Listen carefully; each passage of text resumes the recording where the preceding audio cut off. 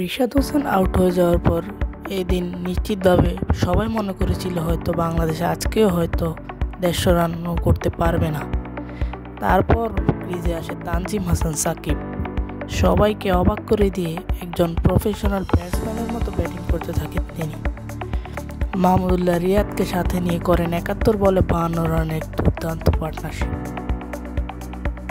যার ফলে তানজিম সাকিব এমনভাবে ব্যাটিং করতে থাকে যে সে বোঝাতে চেয়েছিল ব্যাটসম্যানদেরকে যে দেখো ব্যাটিং এভাবে করতে হয়।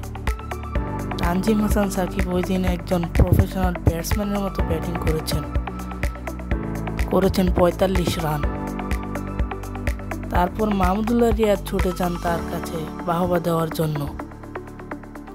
ওই দিন সৌম্য সরকার 2 রানের বেশি করতে পারেননি, লিটন দাসও তারপরে ফিরেন খালি হাতে। যখন মেহেদী হাসান মিরাজ ব্যাটিংয়ে আসেন তিনিও বেশি কিছু করতে পারেননি। ওই দিন শুধুমাত্র তানজিম হাসান সাকিবই দেখিয়েছেন যে ব্যাটিং কীভাবে করতে হয়।